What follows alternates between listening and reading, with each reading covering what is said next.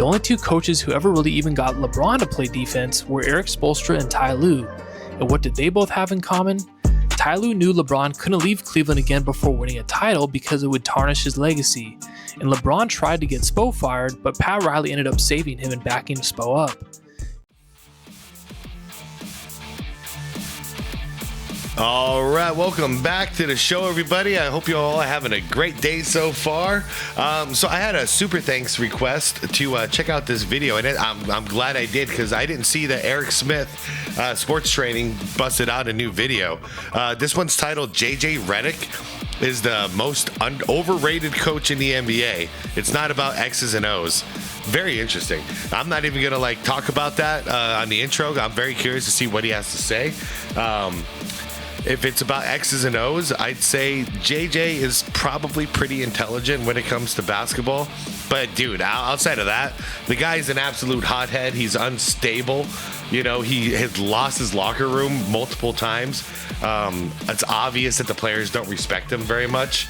And yeah, I don't know, man. I'm curious to see what Eric has to say. That's what it is. But one thing I do have to point out, you guys, is that this video only has 661 views right now. And I would like to do a positive call to action to you guys. Go over there and get him some views, will you? The link is down below in the description of this video if you want to hop over there real quick and give his video a like and a comment. Tell him Mindcrime sent you, whatever you want to do. It'll help out his video. The quality of Eric's videos getting 600 some odd views, that hurts my heart. So I can do what I can do. I'm watching it, I'm liking it, I'm sharing it with you guys and hoping that we could help out a little bit because, man, anyways, ball's in your guys' court. It's all set up for you guys. I hope you guys do it. Anyways, guys, let's check out this video. Once again, thank you for the donation to check out this video. I really do appreciate it, Wolf. Guys, like the video if you could. All that good stuff. Let's just get right into it, huh? Like most NBA and Lakers fans, I was disappointed but not surprised when LeBron hired JJ Redick to coach the Lakers. Yeah, none of us were. I like how you word it. Hold on. Listen to his wording. I was disappointed but not surprised when LeBron hired JJ. When LeBron hired JJ. That's exactly how we all feel, Eric. Redick to coach the Lakers. I watched him occasionally on various talk shows, and I came away with the same feeling that made us all hate him at Duke. He's very smart, has a great work ethic, and is an elite competitor, but he's an arrogant guy with very little EQ. But if you're an unbiased, reasonable person, we know throughout history that nepotism or people hired from quote-unquote who you know can work out if the person works hard. See JB Bickerstaff on the Pistons, who had long been accused of getting repeated shots in the NBA because of his dad, but who should, in my opinion, win Coach of the Year this year for convincing his young players to play defense and thrive in their roles, something that many coaches failed to do. There are also people who get shots for nepotism or name recognition like Steve Nash, who gets completely sabotaged by 3 notorious team killers. But then there's also people who, of course, don't deserve a job. Would Steve Nash be nepotism? Is that a nepotism thing? I mean, he was one of the most brilliant point guards we've ever seen. Making him into a coach made sense. We've done that with a lot of other players, like Magic Johnson, no coaching experience. He was coaching the Lakers for a little while. Sometimes you got to take a brilliant basketball mind like that, if they're willing, and see what they can do as a coach.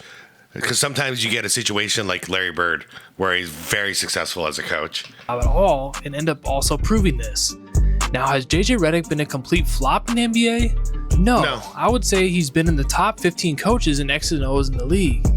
He's an intelligent ex-player whose role was literally thriving in plays designed specifically for him to open shots.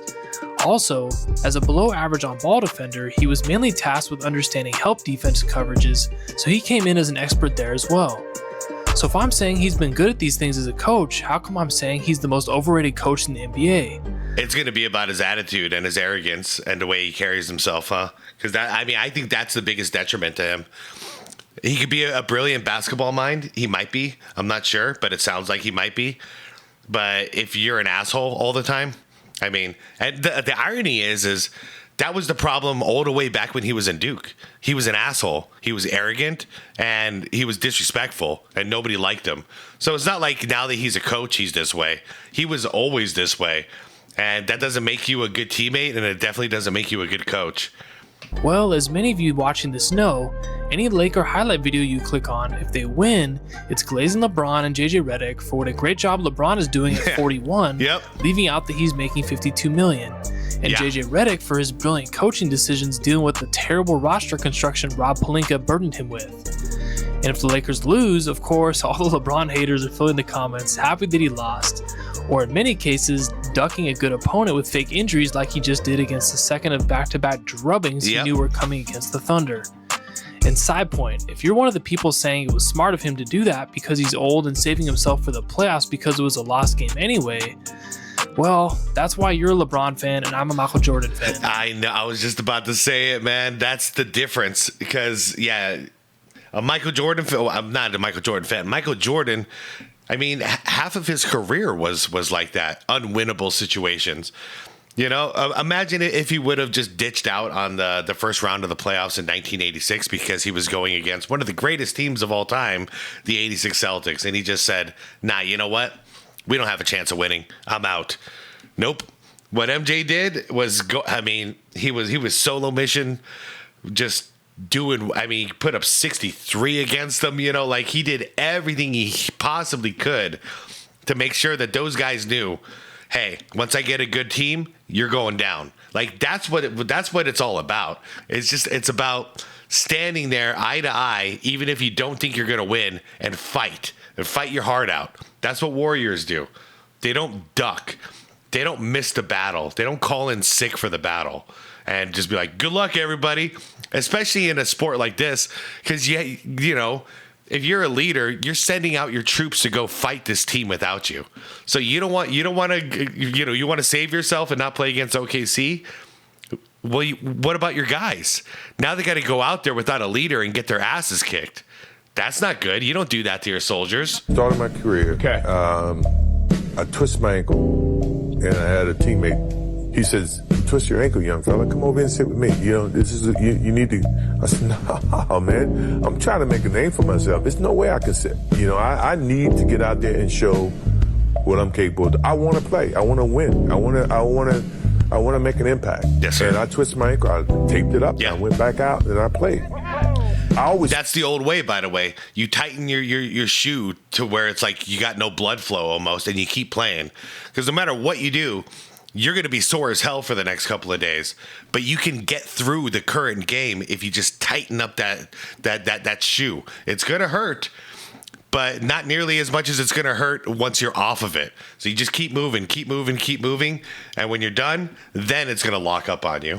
Felt that. I always felt the necessary need that I could never leave my comrades out if I could perform. Right? You believe in short-term mindset. Never leave your comrades. That's the thing that's missing with all this star load management these days. And I believe in culture building and sending a message to your teammates. Yes. Let's instead digress really quickly on Rob Pelinka, and to a lesser extent Jeannie Buss and Kernan Linda Rambis, who supposedly have been running the Lakers up until recently. Let's look at this common Lakers fan narrative. I'm glad Jeannie's out of this mess. Jeannie does not look happy here or comfortable. That Rob has hamstrung JJ Redick with this roster.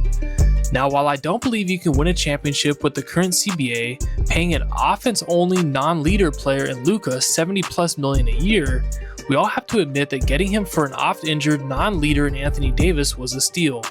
So he gets high marks for that, even if it was a gift from Nico Harrison. Yeah, but imagine so about 70 there and then 50, 52 for LeBron.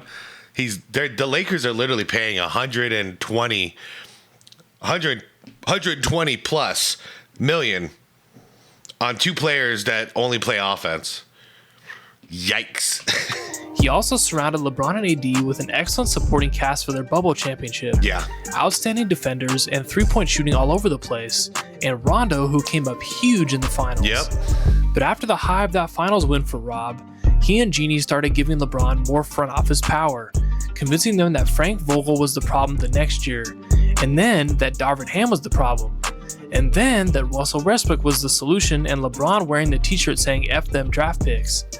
But besides the coaches' firings, the Westbrook trade, and the drafting of Bronny, which were all driven by LeBron, what did Rob Pelinka actually do? Sure, drafting Jalen Hood-Schifino and Mercedes Lewis were busts, But what about signing Austin Reeves for nothing? Yeah. Convincing Utah to take on the Westbrook dump to get out of LeBron's bad decision? Getting Dorian Finney-Smith, who was their highest plus-minus last year and who they couldn't re-sign because LeBron opted in for $52 million? They have 3/4 of their cap wrapped up in Luka and LeBron, and fans blame Rob Pelinka for not finding elite role players at minimum contracts. I know, that's something that drives me crazy. When you take all the money, because I mean, you just heard it right there. 2/3 of their cap, of their salary cap, is going to these two players who don't play any defense. What do you think is going to happen as a leader at that point? You took all the money, and it goes to both of them. I'm worried about that with the Suns too, because Book's about to get into that supermax range as well, and that's going to propel him in Devin Booker. That is, that's going to propel him into the 70s of millions. You know what I mean? 73, I think, something like that. He's going to make, and it just sucks because that doesn't leave much to build a team around him. But, I mean, good for Book, but kind of bad for the Suns, you know what I mean? It's the only reason I can say there's a part of me that understands why Dallas wanted to get rid of Luka before the Supermax kicked in. Because who wants to play anybody $70-something million, especially if they're just a one-sided player? But, I mean, even like Wemby, $70 million, that's a lot of money. That's a big dent in your cap, man. But at least we're going to do it for somebody who plays both sides of the ball. In my opinion, the two biggest mistakes he's made are the Westbrook trade and a guy who averaged 5 points on 36% shooting in college getting a guaranteed roster spot for the last 2 years. Yep. But we know where those two decisions came from. So now back to JJ Redick. He's been given Austin Reeves, Luka Doncic, LeBron James, and a bunch of role players who know going in they'll rarely touch the ball, mostly be dunking lobs, shooting corner threes, and covering for 3 below average cherry-picking referee-arguing defenders. Now, are those 3 guys so skilled that combined they could run an elite offense on their own? Sure. But let's still give JJ credit. If you watch the games, their offensive sets are sound, they often score coming out of timeouts, and they thrive in close games, which again are all hallmarks of a good X's and O's coach. But what have I said time and time again of what makes a sustainable good coach at an elite level like the NBA? The EQ, showing respect, and the motivational aspect to be able to get grown men who are used to being the best player in alpha in every level they've ever played to buy into a role and play hard the whole season. Now factor in having to deal with the biggest controlling egomaniac in modern NBA history, and another that has often devolved into sideshows with the referees as your two so-called leaders, and this becomes the separating factor for JJ as a coach between the Lakers being solid in the regular season and being a championship contender. Now, one thing that JJ Redick did, in my opinion, that was the greatest EQ move he's done since becoming coach, was pulling aside Austin Reeves before this season and telling him he needed to become more of a vocal leader and reminding him that the guys look up to him now. He's no longer the undrafted role player. But I think the biggest thing was him taking a step forward as a leader and recognizing that it's as much his team as it is LeBron's team or Luka's team, and acknowledging that he does have innate natural leadership skills and being able to tap into those more consistently. I told him he's out of excuses. It's you're no longer the undrafted guy who's a young player who's you're one of the guys now, and he's been very responsive to that. I think his preseason, his September, so far in the regular season, I've just seen a lot of growth there from him. We've all played on teams where we had an elite overinflated ego player who could carry us in stretches, but there was the second best player who always played hard and treated us all with respect that we really felt was our leader. During the stretch earlier in the season, where Reeves was scoring 35 a game and winning without LeBron and Luka, you could clearly tell his Laker teammates loved playing with him and the chemistry was off the charts. I got a hot take here, and it's not like some Luka hate or anything like that, but I've been thinking this for about 2 years, watching this Lakers squad. If I were to build a team around any of them, I would build a team around Austin Reeves. I really would. I like his attitude. I like his leadership. I like his game and everything about it better than I do even Luka. LeBron, not even in a conversation, in my opinion. You don't want to build around him. But even Luka, I question it because, he's a one-sided player who needs the ball in his hands constantly. It's hard to build around that, you guys. You can't get a point guard anymore because he's your point guard. You know what I mean? It gets messed up. He's a point guard, but he's not going to guard the opposing team's point guard. We already have a problem here, and that was a problem with LeBron a lot of years too. You want to play point guard, but you don't want to guard the opposing team's point guard because you can't keep up with them. We already have a problem. Austin Reeves, I'd rather build around him and not pay anybody $70 million, not pay LeBron 50-something million. Imagine with $120 million free, what kind of talent you can put around Austin Reeves. Maybe it's a hot take, but it's honestly how I feel. Be the guy who you could say would be the spiritual leader of this team. So that was for sure a great move by Redick. But aside from that, it's been one disaster after another in managing personalities and roles for long-term success. Much like his podcast buddy LeBron, who has always put the short-term success in place over long-term success, JJ from day one chose the path of edifying and blindly praising Luka and LeBron at the detriment of the team so he could get in their good graces. If you could win with only 3 happy and motivated players on the team, they might have a chance with that strategy. But you have 5 or 6 other guys you have to fill out a rotation with that are watching these press conferences and on-court antics. He's regularly shaming the role players and glorifying and washing over the mistakes of these 3. Yep. Let's name the people who have been openly blasted in press conferences despite having ranging from minimal to secondary roles. Rui, Aiden, just last night Vando, Don Connect, whose career he's personally destroyed, Gabe Vincent, who got shipped out, Jackson Hayes, who got benched in the playoffs. All these guys average between 3 and 10 shots a game and are tasked with staying extremely focused while still rarely touching the ball. What do all those guys outside of maybe Dalton Connect have in common? They all play relatively hard. Now contrast that with Luka and LeBron, who in Luka's case plays below average defense, and LeBron's case who doesn't try on defense. Then throw in constant 4v5s. Freaking man. What is this, Flight Reacts? Why you got your back to your guy, man? And then what was that? Like, what are you closing out to? You're going... He's going here, and you're going that way. Great. Great defense, dude. And cherry picking. They've even started to infect Austin Reeves with this, who now complains on most of his drives. What has JJ Redick done to dissuade them from these actions? I gotta watch that again. What the hell is due this? To the complaint Bond's case, who doesn't try on defense. Then throw in constant 4v5s due to the complaining to You ever see those dudes in the park? Back in the day, at least. I don't know if they still do it now. They probably still do it now. Who are pretending to play defense? That's what it looks like.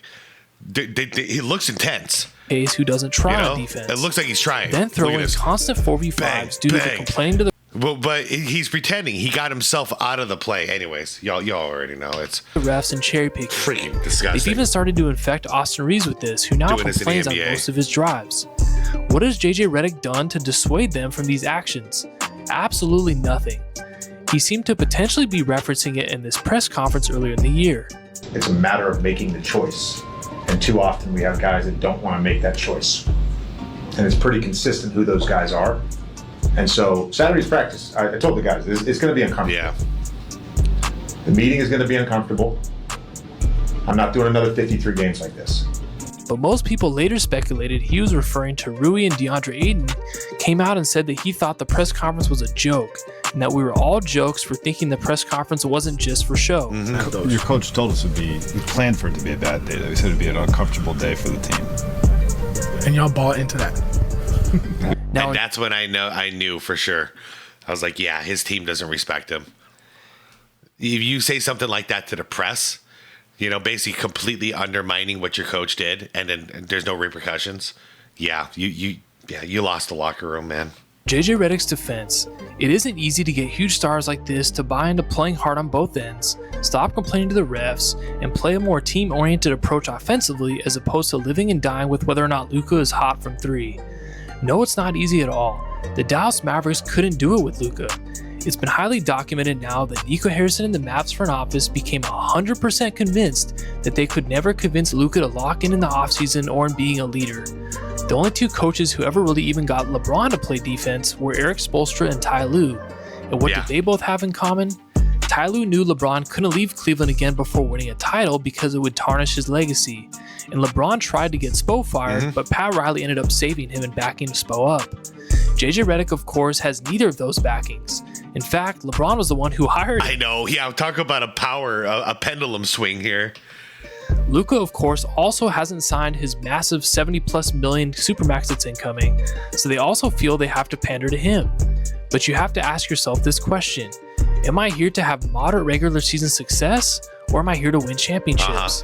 And that's where I do question Luka too, because obviously he's one of the most gifted offensive players we've ever seen. The guy's fantastic, but is he a leader, or is Austin Reeves going to be? If these two stay together, Luka and Austin are good homies. So if they can work out a dynamic where Austin is more the floor general leader and Luka is just the assassin, it could be a dangerous combo. But they have to actually have that conversation, and one of them needs to step up as a leader. And I don't think that's Luka. I don't think Luka wants that role either. Yes, cracking down on superstars could alienate them, and the franchise could choose to back the player over you, as we have seen time and time again. But you never know. The player could also gain massive respect for you, and most importantly, the role players can see everyone being treated equally. And your chemistry and buy-in could take off in a way that you could potentially be championship contenders. We've seen this from leaders like SGA, Tyrese Halliburton, and soon, in my opinion, Wemby and Cade Cunningham. Contrast this with the greatest basketball coach of all time in John Wooden. An article in the Wall Street Journal this week talked about his mentorship of Corey Close, the newly crowned championship coach of UCLA's women's team. He told her he would only mentor her if she agreed to not coach through the berating of players. While some winning coaches were winning making names on being tough on players like Bob Knight that bordered on abuse, he urged Close to see her players as human beings first and not X's and O's. Wooden taught her that you can care about who they're becoming as human beings more than who they're becoming as basketball players, and that in turn will lead to a culture and a dynasty. I mean, if you talk about Phil Jackson, that's how it was. If you talk about Greg Popovich, that's also how it was. I didn't know that until he got older and, the Duncan and Ginobili and Parker and all of them retired. But everybody who played for them said he was more of a family member and a father figure than he was a basketball coach. Yet he did coach the hell out of them, but it was more about life, And Phil was all about the Zen, which was a good replacement for Doug Collins, because Doug Collins was an absolute hothead. Don't get me wrong, I respect the hell out of Doug, but coaching style wise, people are, they've talked about it. It's tense and it's uncomfortable a lot of times, because when he's mad, he feels that emotion, he just unleashes it on his guys. He just yells at everybody and whatever. Phil, much more methodical approach, and that to get through an entire season and try to win championships, I like the more Zen master approach and the Popovich approach, where everyone kind of feels together and like family. What I'm seeing with the Lakers under JJ Redick, and I mean a lot of this has to do with LeBron too, but I'm seeing a lot of cliques and groups. They don't seem like they're really one unit, Wooden's favorite maxim was, if you listen to players, they'll listen to you. If any of you are saying that approach is just for college and won't work in the NBA, who do most people say are the three greatest coaches of all time in the NBA? Phil Jackson, Red Auerbach, and Greg Popovich. Yeah. While not nearly the moral leaders that John Wooden was, they were all focused on culture building and having their players back.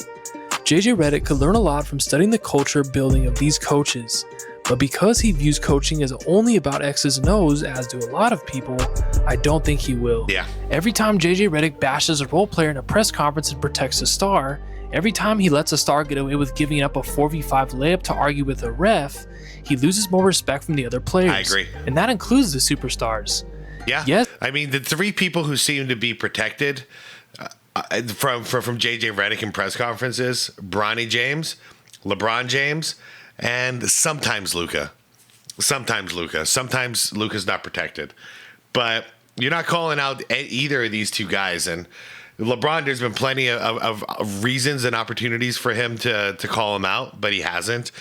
And Bronny, I mean, I think it was that same OKC game that you were talking about earlier, where LeBron didn't play, like no one was in there, basically, all just scrubs. And Bronny played like 20 minutes, I think. I think he went like 1 for 10 or something like that. But when JJ was calling out everybody in the press conference, he didn't even mention Bronny. They like the power, but I promise you, deep down, they're losing respect. Yeah, and I'm not saying like hate, but call it out. Treat them equal. You know what I mean? If Tim Duncan played like crap down the stretch in a key game, and they asked Popovich in a press conference what happened, he'd be like, yeah, Tim Duncan messed that up, but blah, blah, blah. You know, like, he wouldn't care. Oh, yeah, Manu had this opportunity, but then, you know, went over the back and got a foul, and it is what it is, you know? It's just very matter of fact. Phil Jackson would do that too. Just say, you know, Kobe had this opportunity. This was the game plan. Shot didn't go in, whatever. You'd say the same thing about MJ or Pip. You have to be able to keep the top dog accountable for everybody else to fall in line. Because if you give the top dog special treatment, then everybody else is going to be jealous. You've now divided your entire locker room. This goes in any workplace, any business, any group setting that you can imagine, any band, any whatever it is. One person getting special treatment over everybody else, the whole building's going to crumble. This is what is holding the Lakers back. That and a $52 million contract to their third best player. But JJ, if you watch this, it's not too late. Next year, LeBron will be gone, and you can coach Luka hard like the Mavs failed to do, and maybe you can forge a championship caliber team and become a truly elite coach that you have the talent to be. And put it in the comments, you guys. Do you think the new owners, once LeBron is gone, are going to fire JJ Redick? Because this was basically like a combo package, you know, to have LeBron and JJ. And from everything we know about these new owners and what they've done with the Dodgers, do you think that they're really gonna keep this coach? I personally don't think so, but I do think JJ's gonna get another coaching gig somewhere else. But I think they're gonna. I think the Lakers are about to experience a first round exit in the playoffs, and then JJ's gonna get fired. LeBron's going to Cleveland. This is really what I think about everything. But until then, I'm sorry, you're overrated. Thanks for watching, guys. Y'all's supportive comments motivates me every day to get better. Please consider subscribing and turning on notifications so you can see the video. Yes, sir. Otherwise, you're just at the mercy of the algorithm. Also, please consider becoming a member to support the channel and the hours it takes to make these videos. Much love to you guys. Peace. What led to the exchange between you and Jared Vanderbilt early on in the second quarter? Just a confluence of things. Again, it's not again nothing personal with him. About normal stuff from my end. I think for all of us, being undermanned and we've got to scrap and claw. We've got to all be on the same page. We got to be great teammates. We got to all play hard. Called a timeout to get him out of the game, and he reacted. But again, normal interaction for me. What was in? Yeah. I guess what? Yeah. I haven't noticed Vando as much, but dude, Marc is smart, man. The unsung hero of this crappy ass team. Like, this guy has been the most consistent player for the Lakers all season, and he never gets a mention. Nobody ever talks about him, and it's so weird. AR at least gets a little respect because he's the second most consistent player, I'd say, on that team. Was he not doing in his shift then? What was he not doing? Yeah, to take him out. Like what? Again, it was a confluence of things, Dan. I guess just what has been sort of like the emotional whiplash of like the guys that are on the court tonight, the Ruiz, the DeAndre Aytons, guys that a week ago were focusing for a push for really deeper in the playoffs to now kind of just sort of like treading water, I guess. Well, that's one way to look at it. That's not how I look at it. And it's my job to make sure. And again, this is the way things started tonight. And, I just called the early timeout because Rui didn't do his job. And so took him out of the game. Now, see, imagine if he would do this when it comes to his stars. Rui didn't do his job, so I took him out of the game. If he would just say this about Luka and LeBron once, you just got to do it like once in a season to just establish this. Yeah, LeBron was slacking on defense and not getting back on defense, so I took him out of the game because I guess if you can't, I swear to God, it's what I would do as a coach. If I was keeping everyone in check, LeBron is the easiest one.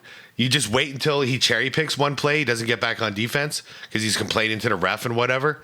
That's it.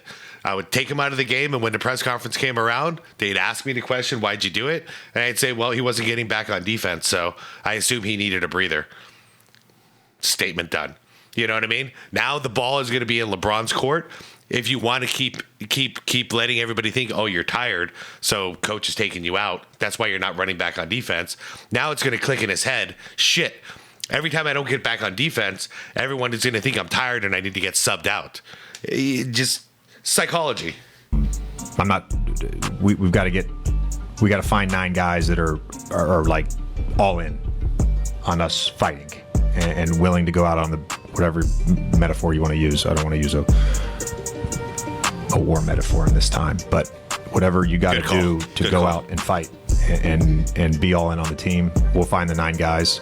It's a great opportunity for us over the next 3 games to find those guys. JJ, you mentioned on Saturday, the practice before the Dallas game, that you're going to ask DeAndre to do some different things. What are those things, and how do you think he's? Yeah, he's had trouble catching the ball, so we've ran a bunch of plays for him. He's just had trouble catching the ball. Yeah, you see, when you're saying stuff like that, like that's like you're actually trying to belittle the guy.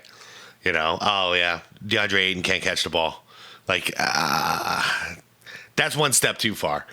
You can say that in the film room when you're watching the film back and be like, yo, say it in front of the team, not to the media, not like this. And I don't know if that's the passing or if it's him trying to get position. He hasn't been able to catch the ball 3 times. He said it at least 3 times. Ayton can't catch the ball.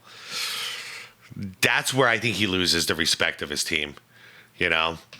Is this normal? No. Vanderbilt has a little bit issue with JJ. You can't do that because he out of there. JJ an asshole a little bit. And his thoughts on DeAndre Ayton after the game. Yeah, he's had trouble catching the ball, so we've ran a bunch of plays for him. He's just had trouble catching the ball. He's an asshole. I know. And we freak out about, not we, but like people freaked out about Doc Rivers. Rest in peace, Doc Rivers' career, by the way. Good luck to you, man. What the hell? Doc Rivers calling out Ben Simmons. You guys remember that? And he all he said was, because he was being asked, what Ben Simmons' role would be moving forward, and if he's a starting point guard that you need on a championship team, or what, all this stuff, right? And he was just like, I can't answer that question right now. Everyone jumped all over him and freaked out when he did that. And now what we got? JJ saying, yeah, this guy can't catch the ball. He can't catch the ball. He can't catch the ball. Come on, man. Great boy, the Lakers. Yeah, JJ won't be part of it. He won't be the coach next year. I agree. Asshole. He is sick of this shit. He's gonna get fired. Damn. And he don't even deserve to. Because it's not his fault that his best players got hurt. I don't think they're gonna fire him. You can't do that, bro. As long as Luka like him, you good, but It's a fact. I don't know if Luka likes him anymore. And he don't look like he's enjoying this. Say that. He about to go back to pod. Yeah. He said, yeah, he's struggling to catch the ball. Like, you can't say that. I mean, but what if we passing you the ball, you're not catching it? I mean, shit. Just I know. You just don't say it to the media. Say it to him. Say it to him. In a film session. Everybody else say it. You can't say it. You the coach. JJ saying, nigga, maybe it's the passer. Maybe this nigga can't catch the ball. What else you want him to say? Shit. No, that great video by Eric Smith. Go check it out, you guys. Go check out his channel. The link is down below. Like I said, you saw that video. It deserves way more than 600 views, you guys. But the algorithm, we are all at the mercy of the algorithm. And,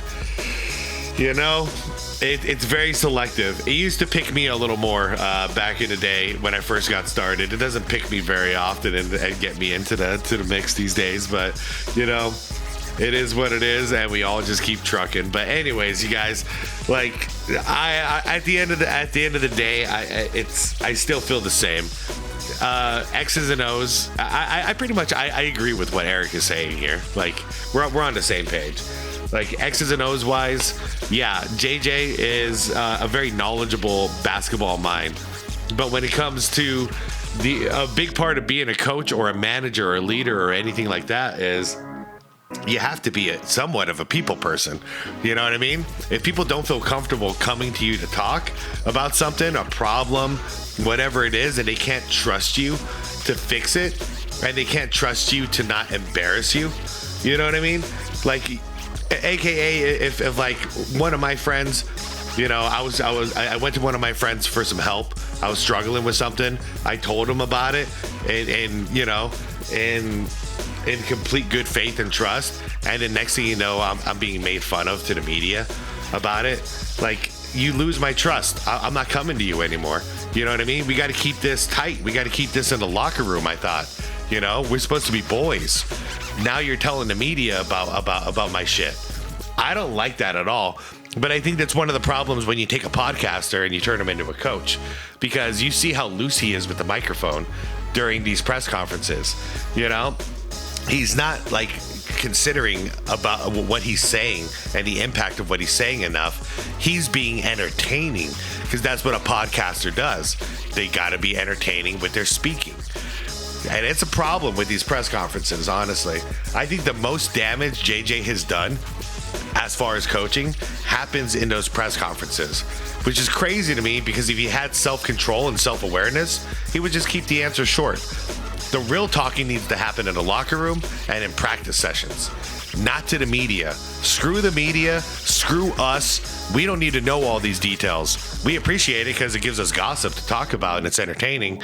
But really, it's entertaining to talk about because you shouldn't be saying this stuff. Anyways, you guys, I'm out of here. Thank you so much for watching. Like the vid on the way out if you could. I'd appreciate it. And yeah, subscribe if you want more content like this, guys. Be water, my friends. Peace.